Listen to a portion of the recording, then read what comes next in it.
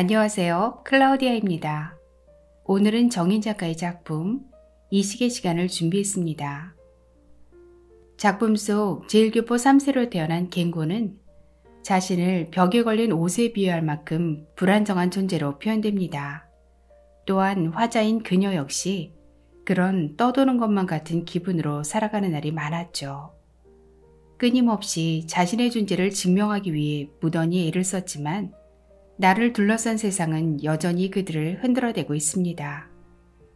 그리고 15년이라는 시간이 지난 후 그녀 앞에 나타난 갱고. 이들에겐 어떤 사연이 있었을까요? 지금부터 작품 속으로 들어가 보겠습니다. 이식의 시간. 그가 내민 상자 안에서 나온 것은 일본 전통 의상을 입은 종이인형 모빌이었다.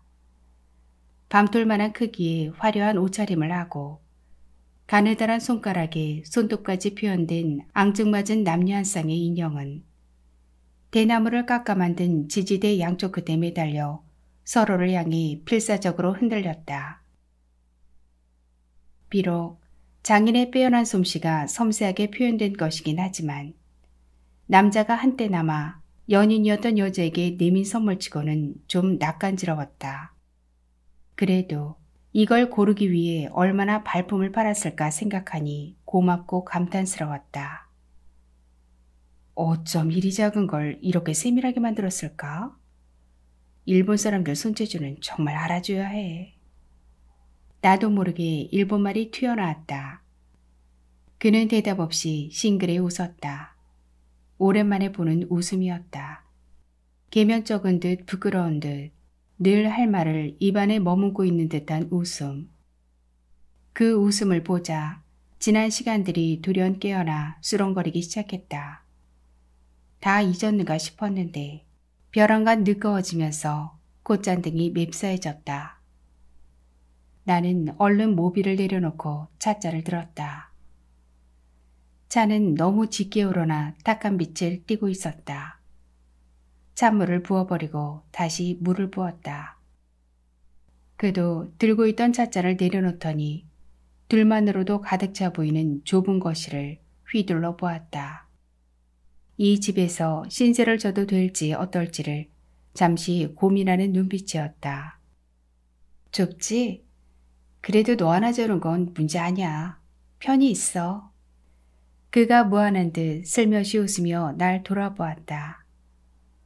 작게 벌린 입술 사이로 하얀 이가 살짝 내비치다 이내 숨었다. 그를 처음 보았을 때 남자의 이가 어쩜 저리도 정갈할까 싶었다. 지금도 그대로였다. 그에 비하면 나는 참 많이 변한 것 같았다. 눈치 하나는 지금도 눈치가 그렇게 빨라? 그가 찻잔을 입으로 가져가면서 물었다. 그런 게 어딜 가겠니? 내가 사는 길인데. 내가 자주 하던 내뱉자 그의 눈가에 언뜻 안쓰러움이 비쳤다. 그래서 그렇게 떠나버린 거였나? 그런데 왜 아직 결혼 안 했어? 널 기다린 건 아니야. 나는 무찔러 말했다. 그의 얼굴이 살짝 붉어졌다. 그도 모를 리 없었다. 결혼이란 할 수도 안 할 수도 있는 것이란 걸. 그는 한때 우리의 관계 때문에 내가 결혼을 안 할 사람이 아니란 것도 알고 있었다. 나는 노르스름하게 잘 우러난 황차를 그의 잔에 또 부었다. 아무도 없는 공간에 둘만 마주보고 앉아있던 때가 언제였던가. 나는 그날을 더듬으며 어느새 흘러가버린 시간을 꼽아보았다. 15년. 돌이켜보니 참 아득한 시간이었다. 그 세월에 새삼 서글픔을 느꼈다. 그도 그랬는지 이젠 완전히 어두워져 강변도로의 불빛 말고는 아무것도 보이지 않는 창밖을 무연히 내다보았다. 그의 아버지가 집을 비운 날이었다. 나는 아무것도 모르고 그의 손에 이끌려 그의 집으로 갔다. 그날 그의 아버지와 그렇게 황망하게 맞닥뜨리지 않고 정식으로 인사하는 일이 먼저였더라도 나는 거부당했을 것이다. 그의 아버지는 그와 내가 벌거벗은 채 한창 서로에게 탐닉해 있을 때 아무런 기척도 없이 문을 열고 들어왔다. 우리는 서로를 끌어안은 채 놀라서 그의 아버지를 맞았다.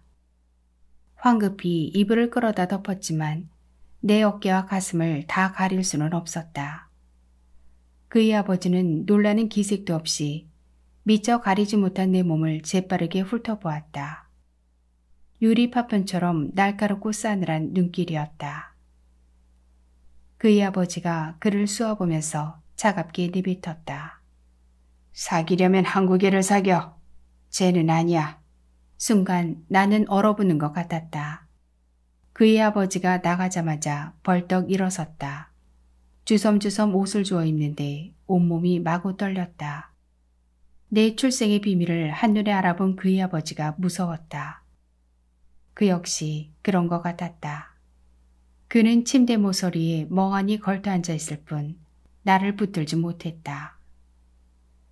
벌써 15년이나 지난 옛 기억이 칼에 베인 듯 쓰라리게 다가왔다. 나는 고기를 저으며 짐짓 명랑하게 물었다. 근데 무슨 일로 이렇게 갑자기 온 거야? 내게 연락은 왜 했어? 그가 빈 찻잔을 내려놓다가 나를 쳐다보았다. 연락을 왜 했느냐는 말이 섭섭했던지 눈빛이 살짝 셀쭉해졌다. 나는 모른 척 그의 잔에 다시 차를 따랐다. 그가 한국에 오리란 전화를 해준 사람은 박 교수였다.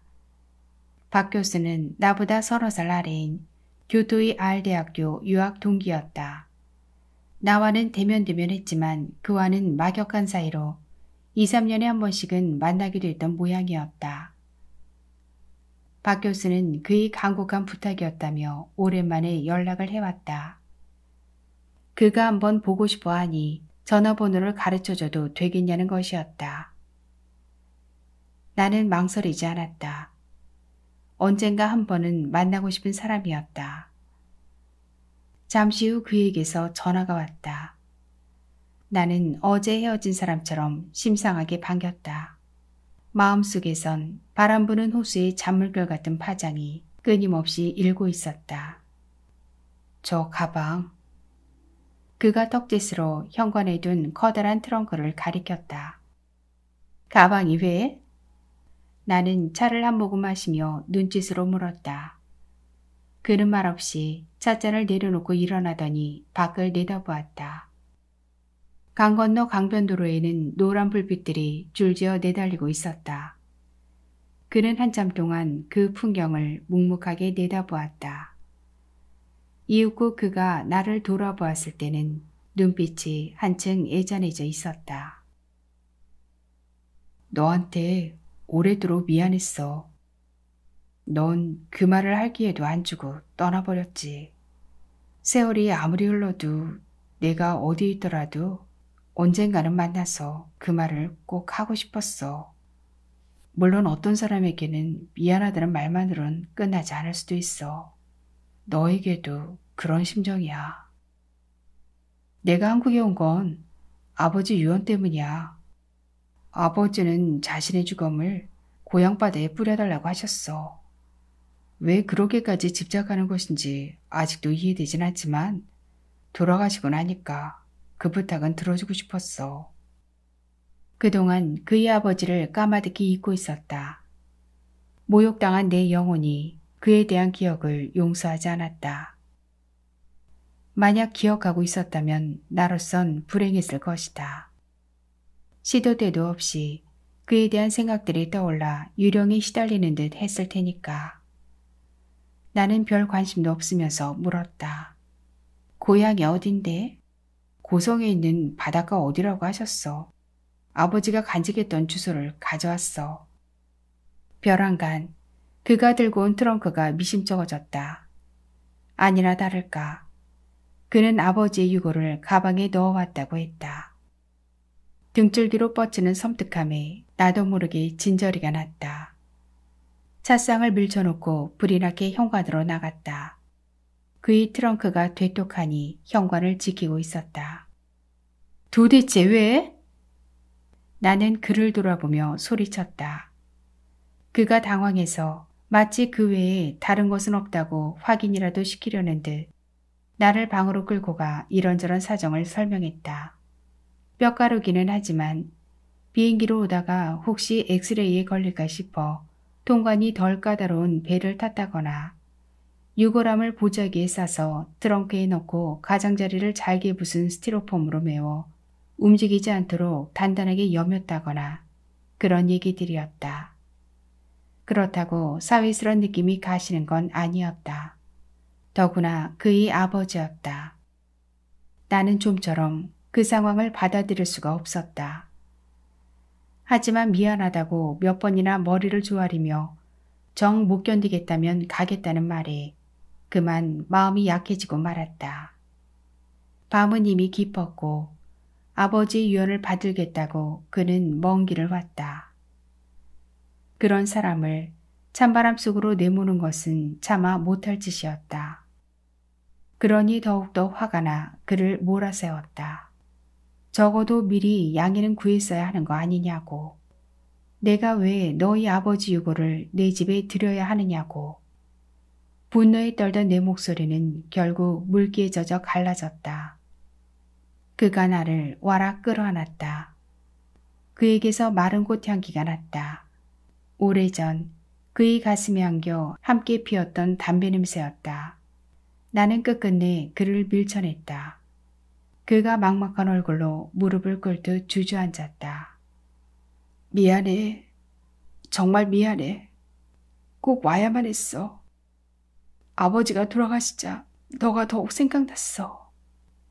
너를 모욕했던 아버지의 죽음을 왠지 알리고 싶었어. 그는 애원하는 눈빛으로 제 아버지에게 함께 가자고 할 때의 눈빛으로 말했다. 무심코 그 눈빛에 끌려가서 견뎌야 했던 모욕이 꺼져가던 불씨가 살아나듯 생생하게 떠올랐다. 그의 아버지는 멀쑥하게 키가 큰 그와 다르게 작고 다부지게 생긴 사람이었다. 그는 정원이 넓고 아름다운 집에서 아들에 대한 분노를 사귀며 살고 있었다. 그 난처한 사건 이후 다시 만난 그의 아버지는 나를 집안에 들이지 않았다. 현관에 세워두고 나를 뼛속까지 갈갈이 찢어밟힐 것 같은 눈길로 노려보았다. 그가 데려오라 해놓고 이런 법이 어디 있느냐고 항변했지만 소용없었다. 넌 순수 한국 애가 아니야. 섞였어. 다른 사람은 몰라도 나는 못 속여. 출신이 어디냐? 베트남이야? 꼬라지는 반반하게 생겼구먼. 그렇다고 여기가 너 따위가 넘볼 곳은 아니야. 그가 놀라서 나를 돌아보았다. 나의 어느 구석에 제 아버지가 눈치챌 만한 증거가 숨어 있었는지 새삼 탐색하는 눈길이었다. 그 모습이 어이없었지만 나도 몹시 놀랐다. 지금까지 단번에 내 출생의 비밀을 알아챈 사람은 아무도 없었다. 나는 운 좋게도 엄마의 섬세한 표정과 아버지의 뚜렷한 윤곽과 흰 피부를 닮아 있었다. 키도 보통 베트남 여자보다 컸다. 베트남에 있을 때는 그 때문에 어깨를 펴지 못했다. 한국에 오고 난 뒤에야 어깨를 펴고 걸을 수가 있었다. 그런데 그의 아버지는 나를 처음부터 알아보았다. 나는 독수리 발톱 같은 그의 눈길 앞에서 한여름 태양 아래 패대기 쳐진 개구리처럼 숨도 제대로 못 쉬고 서 있었다. 나는 어리석은 그에게 이끌려 그의 아버지 앞에 다시 한번 내 출생을 확인시키러 간 셈이었다. 조롱을 가득 담은 그 아버지의 눈길은 으스스하기 그지없었다. 너하고는 더 할 얘기가 없다. 나는 순수한 한국인의 피가 흐르는 며느리를 원해. 내가 아는지 모르겠다만 내 아들은 날 괴롭히기 위해 아무나 데리고 온다. 얼마나 줄을 세워두고 앞으로 얼마나 더 데려올지 나도 모른다. 그 제주 하나는 기가 찬 놈이지. 충고하는데 지금이라도 널 사랑한다는 말은 믿지 않는 게 좋아. 그의 아버지는 찬바람을 일으키며 돌아섰다. 나는 그 바람에 휩쓸려 휘청거렸다. 발등을 찍고 싶도록 그를 따라온 것이 후회스러웠다. 그의 가벼움이 휘둘린 내가 한심했다. 그에 대해 그의 아버지가 한 말이 다 진실이 아니란 것은 알고 있었다. 그는 다만 방황하고 있을 뿐이었다. 그 속에서 그는 그의 아버지와 자신을 조롱하고 있었다. 오래된 영화의 한 장면처럼 떠오른 기억은 오랜 시간이 지났는데도 너무나 선명해서 가슴이 아팠다. 그때 한눈에 나를 알아보고 거침없이 모욕을 주었던 그가 이제 한 줌 죄로 남았다니. 하얗게 바스라져 버린 그와의 기억을 되새기는 일은 이제 부질없었다. 나는 꼭대가 서늘한 느낌을 추스르면서 선심 쓰듯 그에게 잘 자라는 말을 하고 거실로 나왔다. 그는 무언가 더 말하고 싶은 듯 했지만 나는 모른 척했다. 내가 나오고 얼마 안 있어 전원 스위치를 내리는 소리가 들렸다. 나도 거실 한 구석에 유를 펴고 누웠다. 좁은 거실이 이불 한 장으로 가득 차버리자 한결 훈훈해진 느낌이었다. 잠은 오지 않았다. 날이 밝으면 고성으로 가는 차편부터 알아봐야 할 것 같았다. 그러면서 한편으로는 차를 갖고 함께 갈까 하는 생각을 하기도 했다. 말도 잘 통하지 않는 그를 낯선 곳에 혼자 보내는 게 아무래도 마음에 걸렸다. 나는 잠시 나를 안았던 그의 온기를 떠올렸다. 굳이 그를 밀어낸 이유를 나도 알 수 없었다. 아버지의 성정을 알면서도 기어이 나를 그 앞에 끌고 가 시위하듯 했던 그 속의 아이에 대한 새삼스러운 분노일 수도 있었다. 이제 와서 다시 그 시절로 돌아간들 무엇하랴. 나는 더 이상 옛 기억에 얽매이고 싶지 않았다. 그런데도 오래전 내가 당했던 모욕들을 잊지 않고 일부러 찾아와준 그가 고마웠다. 이런저런 생각 끝에 잠이 든 것은 강변도로에 차달리는 소리가 한결 쑥지막해진 후였다. 그런데 언제부턴가 집요하게 잠을 밀고 들어오는 낮은 흐느낌에 결국 눈을 뜨고 말았다. 그것이 그의 울음소리란 걸 안 것은 정신이 좀 든 후였다. 설마 그일까 했지만 틀림없이 그였다. 방문을 두들겨 볼까 하고 일어났지만 차마 노크를 할 수가 없었다. 남자의 울음은 쉽게 터져나오는 것이 아니라고 했다. 더구나 옛 여자의 방에 누워 혼자 흘리는 눈물이라면. 나는 혹시라도 그를 위로하러 갔다가 같이 목 놓아 울게 될까봐 두려웠다. 내 속에도 커다란 눈물주머니가 매달려 있어 언제든 터뜨려주기만을 기다리고 있었다. 나는 어둠 속에 누워 그의 울음소리가 그치기를 기다렸다. 흐르는 세월에 많은 것이 변해간다. 나는 더 이상 악착같이 살지 않았다. 어머니의 묘소에도 1년에 한 번씩은 가본다. 그리고 지금은 그가 내 집에서 울고 있다. 오래전 그를 처음 만났을 때만 해도 그가 내 집에 와서 울 일이 있으리라곤 까마득히 몰랐다. 그때 나는 교환학생으로 교토의 알대학에 있었다. 수업을 따라가기가 벅차서 도서관에 살다시피 할 때였다. 그는 내 옆자리에 앉아 공부보다는 늘 잡다한 책들에 얼굴을 파묻고 있었다. 처음엔 무관심하다가 어느 날 무심코 돌아보니 그 앞에 펼쳐져 있는 것 중 한국에 관한 것들이 섞여 있었다. 다음 날부터 나는 일부러 그를 피해 앉았다. 혹시라도 그가 한국말을 배우기 위해 내게 접근할까봐 지레 염려스러워서였다. 타국에 와서 모국어로 말하는 건 내게 무의미한 일이었다. 그와 마주친 것은 며칠 후 식당에서였다. 그는 느닷없이 내 앞을 막아서며 왜 자리를 옮겼느냐고 물었다. 좀 의아했다. 남의 일에는 간섭을 않는 사람들이 바로 일본인이라고 알고 있는데 그의 태도는 내 상식과 달랐다. 나는 그의 불순한 태도가 언짢아서 아무 말도 하지 않고 뿌리치고 나와버렸다. 식당 모퉁이를 돌아서면서 보니 그가 그 자리에 그대로 서서 나를 쳐다보고 있었다. 무시하긴 했지만 어쩐지 돌아보게 되는 남자였다. 그가 작정하고 나를 찾아온 것은 그 며칠 후였다. 들끔하고 밍밍한 음식들이 입에 맞지 않아서 마지못해 젓가락질을 하고 있을 때였다. 그는 서너 가지 음식을 담은 식판을 들고 양해도 구하지 않고 내 앞에 와서 털썩 주저앉았다. 그는 말없이 먹는데 골몰했다. 젓가락으로 낫또를 비벼 한 입에 털어넣더니 장국을 후루룩 소리를 내가며 단숨에 비웠다. 나는 처음으로 그의 얼굴을 자세히 보았다. 초강초강한 얼굴에 옆으로 기름한 눈이 날카롭게 보여 썩 호감 가는 인상은 아니었다.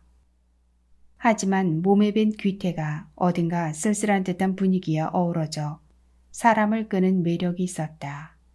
나도 모르게 긴장이 되었다. 한편으로는 조심스럽기도 했다. 학교 안에는 외국 학생들에게 가끔 텃세를 부리는 덜 떨어진 치들이 있었다. 만약 그런 부류라면 학교 생활이 피곤할 수도 있었다. 그는 덴뿌라를 집어들다가 마침 눈이 마주친 내게 기다렸다는 듯 말을 건넸다. 난 갱고. 한국 이름은 건호. 나 땅에도 하늘에도 닿지 못하고 허공에 걸려있는 사람이야. 벽에 걸린 것 같다고나 할까? 뜬금없는 자기소개에 나는 설빛 웃었다. 그가 일본인이 아니고 한국인이라는 사실은 뜻밖이었다. 일본에 제일 교포가 있다는 것은 유학을 오면서 들어 알고 있었다. 나는 웃음을 머금고 그를 가만히 지켜보았다. 나보다 서너 살은 아래로 보였다. 아무리 봐도 전형적인 일본인의 모습이었다. 키가 좀 큰 게 다르다면 다를까? 남의 시선을 의식한 듯 단정한 차림새나 거친 듯 하면서도 마구 무례하지 않는 행동이 그랬다. 그런데 보통 상식을 가진 일본인이라면 그렇게 막무가내로 접근하지 않았을 것이란 생각이 들기도 했다. 슬그머니 그에게 호기심이 생겼다. 무엇보다 그가 자신을 벽에 걸린 옷에 비유하는 이유가 궁금했다. 나도 비슷한 느낌을 가진 적이 여러 번 있었다. 어느 곳에 있어도 내 자리는 아닌 것 같은. 그래서 떠도는 것만이 내 운명인 것 같은 생각이 들어서 때로는 나를 방임하고 싶은 유혹에 휩싸이기도 했다. 그 말이 무슨 의미지? 내가 호기심을 보이자 그는 식판을 아예 옆으로 밀쳐버리고 내 앞으로 바싹 몸을 기울이고 방긋 웃어 보였다. 유난히 붉은 입술 속에서 하얗고 가지런한 이가 인상적이었다. 적당한 표현인지는 모르겠지만 난 내 신세가 꼭 그런 것만 같거든. 당신도 사람이 빠져나간 집에 후줄근한 꼬락서니로 벽에 걸려있는 옷을 본 적이 있겠지? 우리 집엔 우리 아버지가 벽에 걸어두고 옷을 걸쳐놓는 회대라는 게 있어. 그게 순 한국식 옷걸이라더군. 거기 옷을 걸어놓으면 가끔씩 미끄러져 저 혼자 떨어져. 언젠가 거기 있던 옷이 툭 떨어지는 걸 무심코 보았는데 뒷골이 찡하면서 가슴에 밤은 일더군. 그 강렬한 느낌이 아직도 뚜렷해. 그때 난 생각했지. 아, 내가 저런 신세구나. 벽에 걸려있지만 언제 낙하할지 알 수 없이 불안정한 신세. 그때부터 난 스스로를 그렇게 부르기로 했어. 그는 나와 말문투기를 못내 기다렸다는 듯 싱글거리며 무슨 말인가를 끊임없이 했다. 평소와는 많이 다른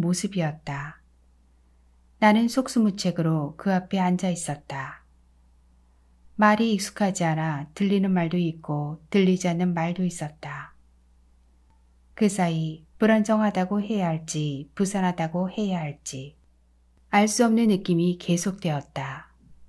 그는 식탁 아래서 쉴 새 없이 다리를 떨어대고 있었다. 넌 한국서 왔다던데? 근데 다른 애들하고는 좀 달라. 잘은 모르겠는데 뭔가 그래. 그는 이야기를 하다가 말고 불쑥 그렇게 말했다. 나는 그냥 웃고 말았다. 그가 뭐라고 추측하든 아직은 말할 때가 아니었다. 언젠가 또 인연이 된다면 할 수도 있으리라 생각했다.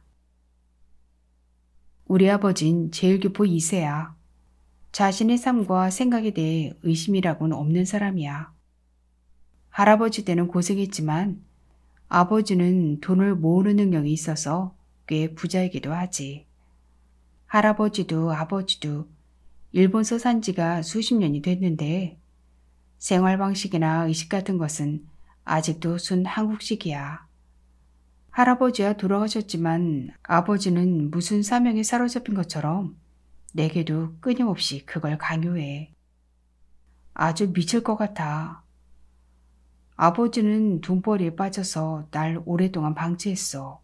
그동안 난 나하고 싶은 대로 다 하면서 살았어. 그런데 이제 와서 날 우리 애 가두고 자꾸 바꾸려고 해. 그런다고 바뀌나? 그런데 그걸 가능하다고 생각하는 사람이 바로 우리 아버지야. 그게 우리 사이에 아주 심각한 문제야. 우리 부자는 한 공간에 있는 두 개의 다른 세계야. 그는 내가 다 알아듣지 못한다는 걸 뒤늦게 알고 천천히 또박또박 말을 이어나갔다. 그의 얘기에 귀를 기울이는 동안 눈앞에 빈벽 한가운데 뒷덜미를 꿰인 채 후줄근하게 매달려 있는 옷이 자꾸 아른거렸다. 얼마나 고독했기에 벽 한가운데 걸려있는 옷에다 자신을 비유했나 싶어서 측은해지다가 나 또한 그와 다르지 않다는 사실에 친근감을 느꼈다. 나는 그의 친구들을 소개받기도 하고 그를 따라 교회로 나가 바람을 쐬기도 하고 함께 술도 마시러 다녔다. 그는 자유롭고 때론 극단적이었다. 몇 시간씩 고속도로를 질주하면서 말 한마디 안 할 때가 있는가 하면 잠깐도 쉬지 않고 계속 짓거리기도 했다. 그러는 사이에 나는 조금씩 그에게 빠져들어 이게 사랑인가 하는 느낌에 순간순간 사로잡혔다. 그러면서도 자칫 장학금을 놓칠지도 모른다는 불안에 끊임없이 시달렸고 그 와중에 그의 아버지에게 가서 차마 듣고 싶지 않은 말을 듣고 온 것이다. 그때 만약 그런 일이 없었다면 중도의 학업을 포기할 정도로 그에게 흠뻑 빠져버렸을지도 모른다. 그 후 나는 백일몽에서 깨어난 듯 빠르게 제자리로 돌아왔다. 그에겐 돌아가면 언제든지 받아줄 아버지가 있지만 내게는 불안한 울타리가 하나 있을 뿐이었다. 그는 끊임없이 내 주위를 배회했다. 나는 이를 악물고 그에게서 멀어졌다. 때로 스쳐간 눈빛이 가슴 아파 돌아보다가도 나를 노려보던 그 아버지의 눈빛이 생각나 고개를 돌렸다. 그 사이에 그는 어디론가 사라졌다.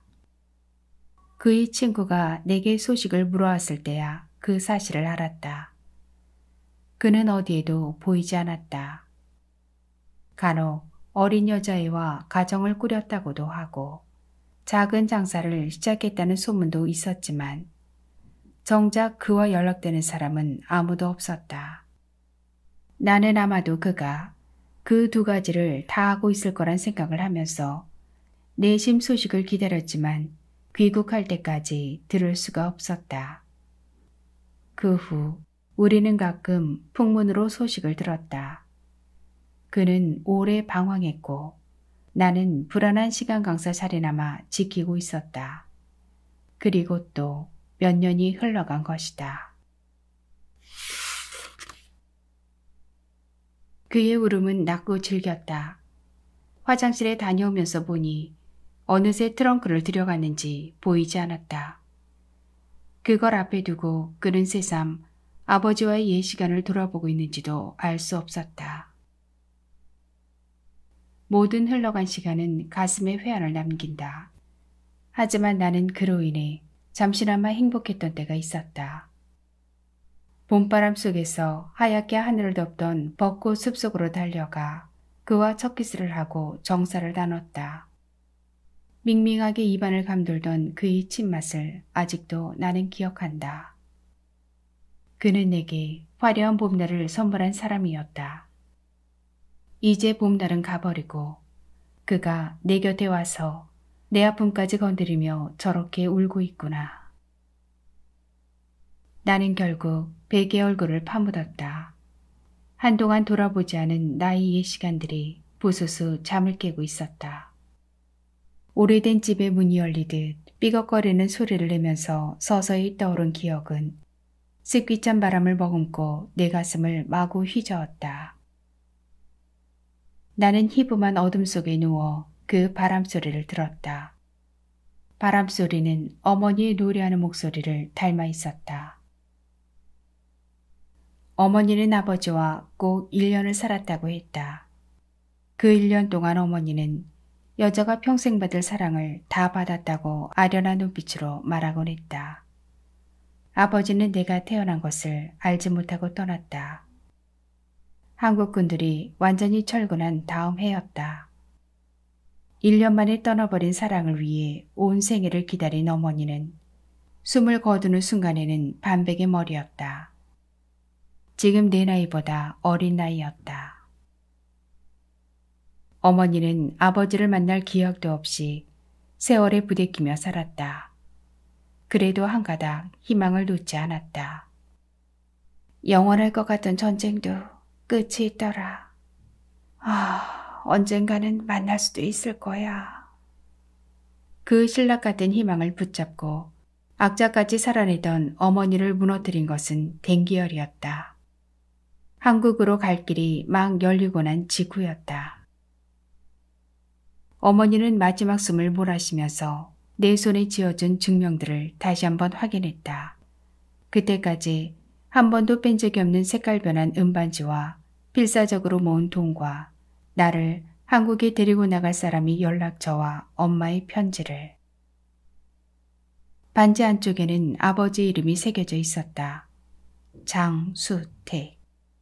어머니는 그 이름을 간신히 불러보고는 희미하게 보일 듯 말 듯 미소를 지었다. 그것이 마지막이었다. 어머니의 마지막 당부는 가슴이 아팠다. 꼭 아버지 곁에서 살아라. 하인같이 살더라도 아버지 곁에 있어. 내 아버진 뭐든 열심히 하는 걸 좋아했다. 그러니 뭐라든 열심히, 죽도록 열심히 해라. 그러면 버림받진 않을 거야. 그 말은 내 가슴에 남아 종소리처럼 울렸다. 가엾게도 엄마는 한 남자를 그렇게 사랑하고도 내게 사랑하는 법은 가르쳐주지 않고 버림받지 않는 방법만을 가르쳐 주었다. 그 후 아버지를 만날 때까지 나는 그 말을 가슴에 새기고 또 새겼다. 열심히, 열심히, 뭐든지 열심히. 그 해 내가 한국인 남자를 따라와 아버지를 찾았을 때 아버지는 마치 죽음 저쪽에서 걸어온 타인을 만나는 것 같은 얼굴로 나를 맞았다. 아버지는 베트남에서 온 갈래머리 여학생이 자신의 아이일 거라고는 꿈에도 생각하지 않았다. 아버지는 내가 내놓은 아버지의 이름이 새겨진 은반지와 어머니가 죽음을 앞두고 혼신의 힘을 다해 쓴 편지를 앞에 두고 하염없이 앉아 있었다. 아버지가 읽고 펼쳐둔 어머니의 편지자락이 창으로 들어오는 바람에 간간히 흔들렸다. 당신의 딸 부이티나 잘 부탁합니다. 사랑합니다. 주엔. 나는 테이블 위에 펼쳐진 어머니의 헝클어진 글씨를 읽고 또 읽었다. 어머니는 그 편지를 열이 좀 내린 어느 하루 거의 종일을 걸려서 썼다. 누웠다 일어나서 한자 쓰고 또 한자 쓰던 어머니의 마음을 그때 나는 다 알 수 없었다. 아버지께 간다는 것이 내겐 너무나 먼 꿈이어서 어머니의 노력이 쓸데없는 짓 같았다. 나는 아버지 앞에 앉아서도 그 꿈이 이루어졌다는 것을 실감할 수가 없었다. 한참 후 아버지는 날 이윽기 바라보았다. 내 얼굴에서 어머니의 흔적을 찾으려는 듯 오래 내 얼굴을 더듬었다. 입을 굳게 다물고 끝끝내 감정을 드러내고 싶어 하지 않던 아버지의 눈가에 눈물이 비쳤다. 난 내 엄마를 잊은 적이 없다. 아니, 잊을 수가 없었다. 흐르는 세월 따라 깊어지는 건 정이지만 세월을 넘어 남는 것은 사랑이란다. 내 엄마 쭈에는 내가 세상에서 처음 한 마지막 사랑이었다. 아버지의 말은 평생 그리움 속에 살다간 어머니를 위한 장엄한 조가였다.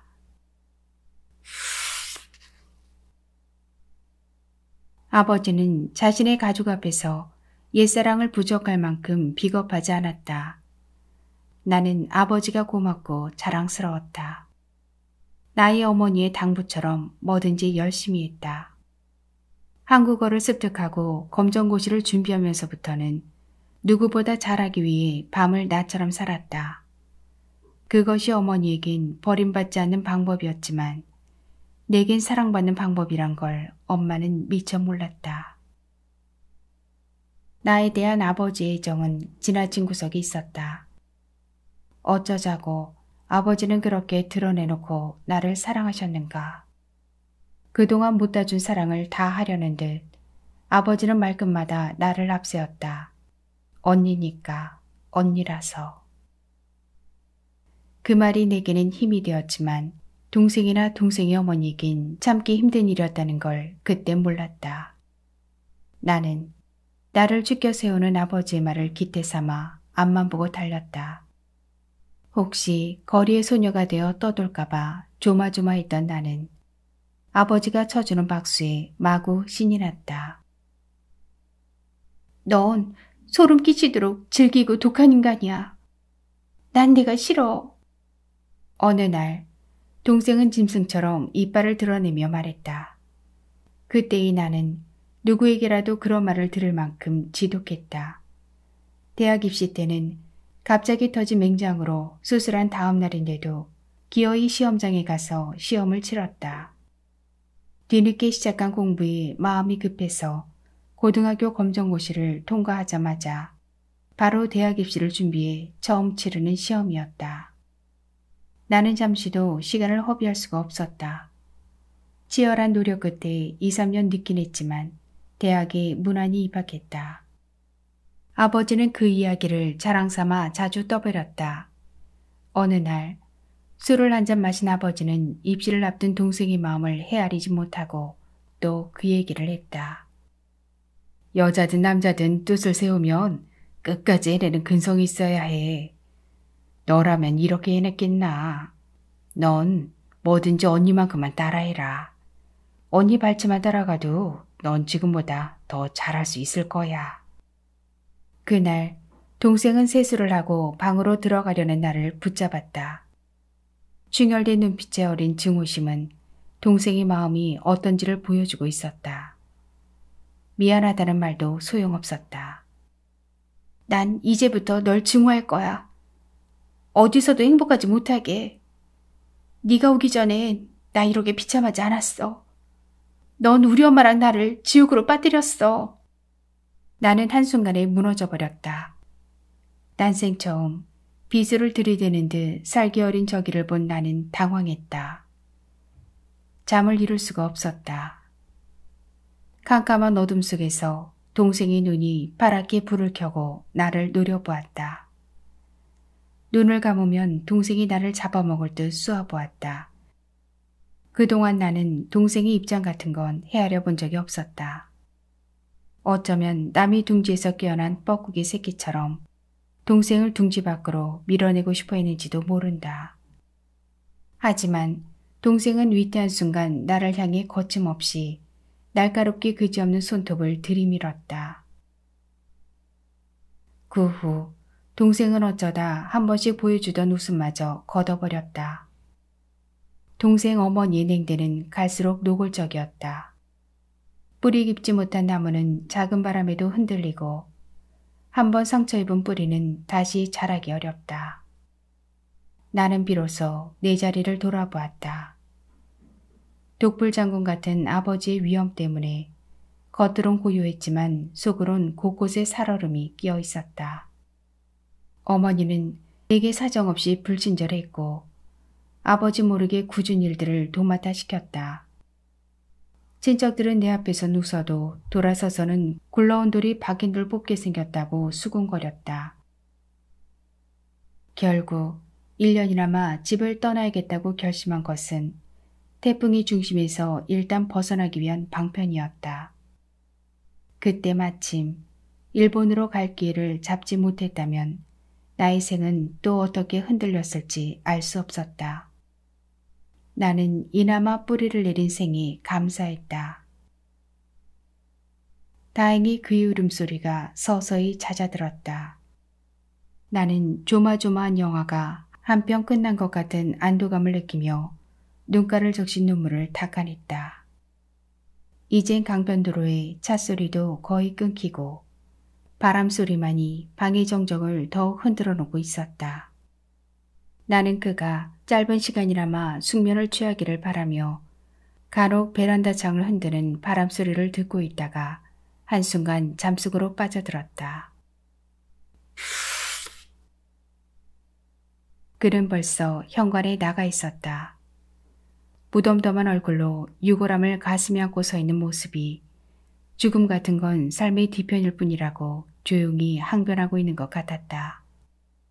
그의 눈가에는 지난밤에 온 흔적이 남아 있었다. 기름한 눈이 부석부석하게 부어 더욱 작아져 있었다. 나는 아무것도 모른 척 자동차 열쇠를 집어들고 현관으로 나갔다. 그는 운동화를 꿰시는 나를 의아하게 쳐다보았다.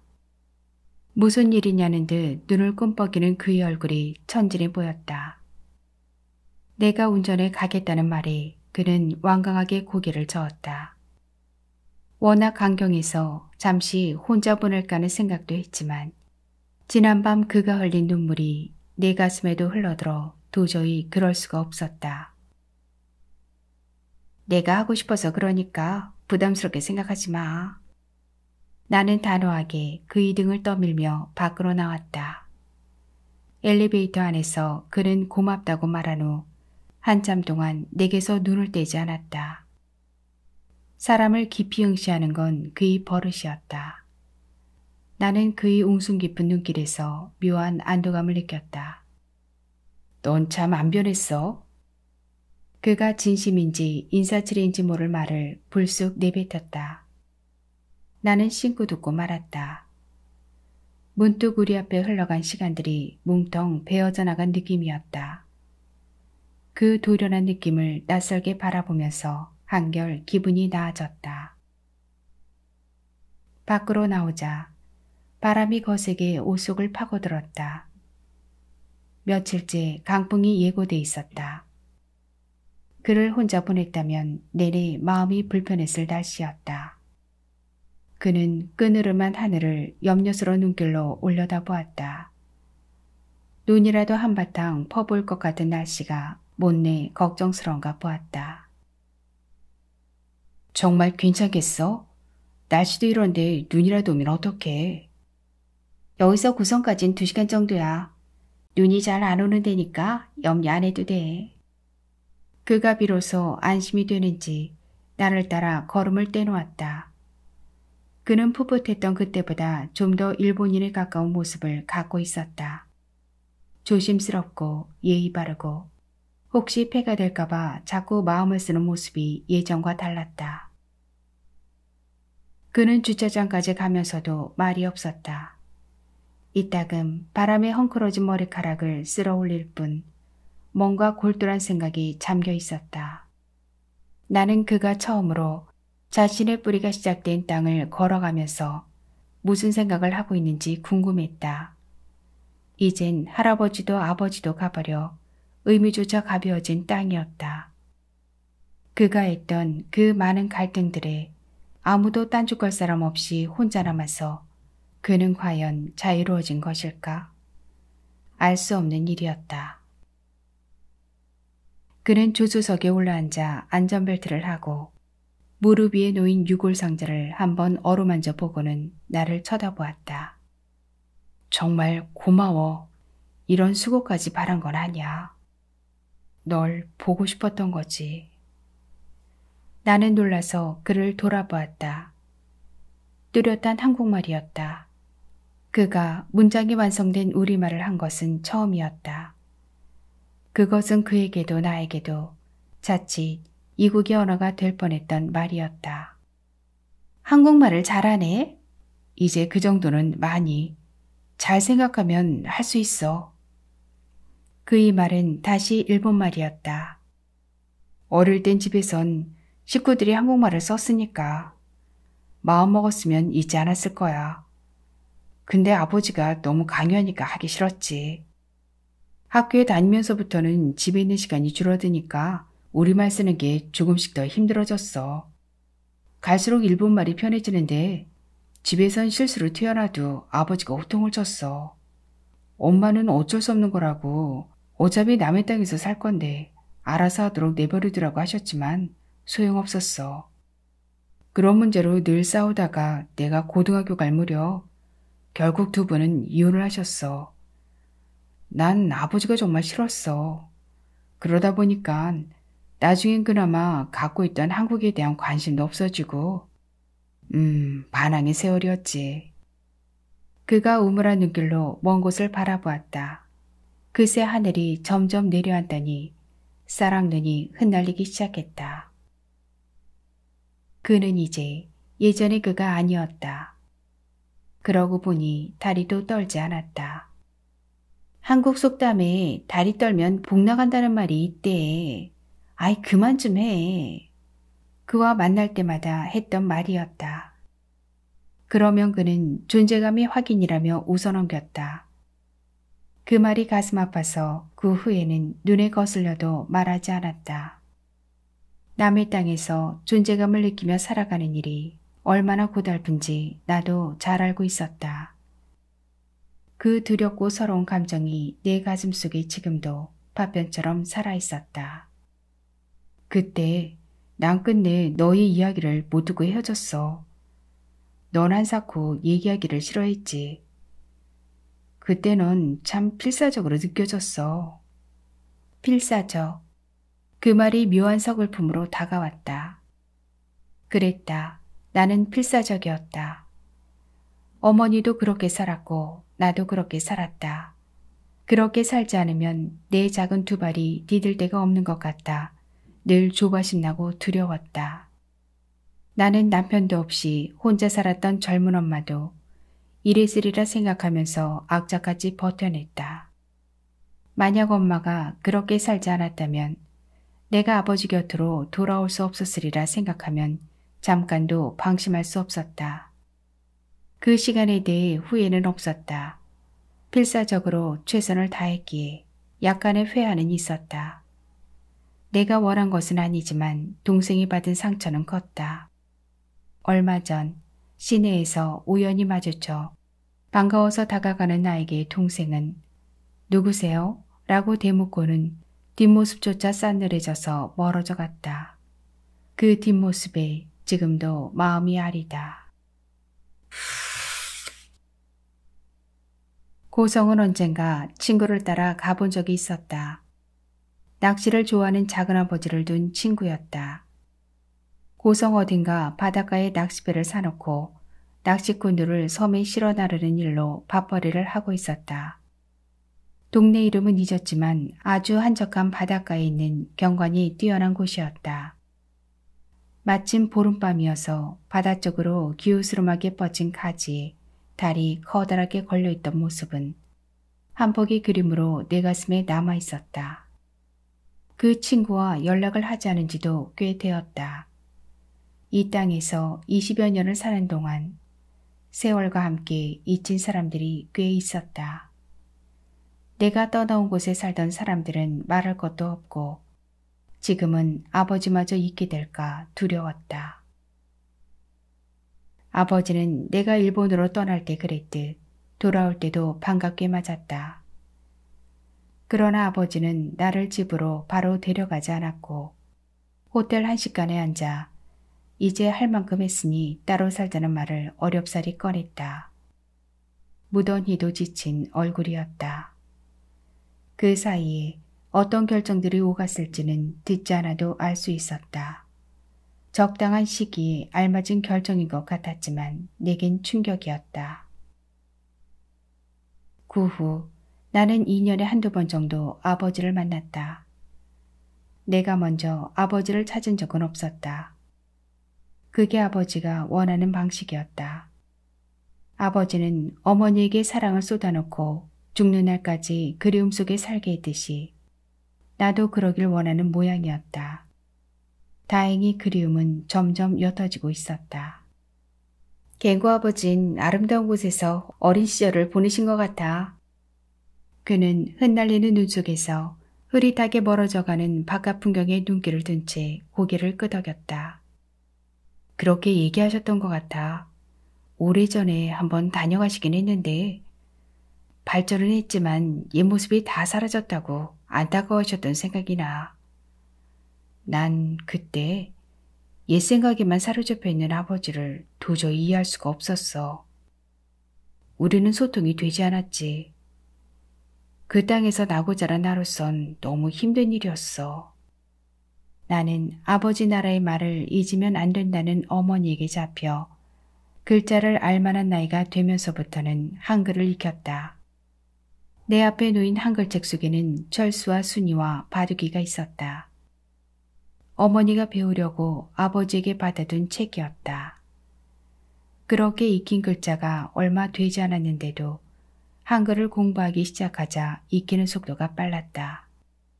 만약 어머니가 내게 아버지 나라의 말을 익히게 하지 않았다면 자신 있게 나를 아버지 곁으로 보내지 못했을 것이다. 어머니가 나를 그토록 간절히 아버지의 나라에 돌려보내고 싶어 했던 것처럼 그의 아버지는 그를 영원히 이 땅의 아들로 남겨두고 싶었던 걸까? 하지만 아버지 때문에 일본에서 나고 자라 결국 그 나라에 뼈를 묻어야 하는 그로선 아버지의 욕망은 감당하기 어려운 질곡이었을 것이다. 선, 눈이 점점 많이 내린다. 괜찮겠어? 그가 조바심이 나는지 창을 열었다 닫으며 물었다. 벼랑과 몰아쳐든 바람은 깜짝 놀랄 만큼 찼다. 눈은 조금씩 더 사납게 흩날리기 시작했다. 전국적으로 눈이 예보되어 있었지만 예사롭게 생각하고 스노체인을 챙기지 않은 것이 후회스러웠다. 그렇다고 되돌리기엔 어중간한 거리였다. 나는 짐짓 쾌활하게 웃으며 그에게 농담을 던졌다. 갱고, 우리 눈 속에 함께 갇혀보는 건 어떨까? 그가 의외라는 듯 눈썹을 찌뜨고 나를 쳐다보았다. 부기가 좀 가라앉은 눈이 동그래져 있었다. 이윽고 그가 싱그레 웃었다. 그는 내 의자 등받이에 손을 올려놓고 예전에 그랬듯 내 머리카락을 쓸어내리며 말했다. 선이 내게 와준다면. 나는 왠지 그를 돌아볼 수가 없었다. 눈발은 점점 더 굵어져 탐스러워지고 있었다. 그가 조용히 속삭이듯 말했다.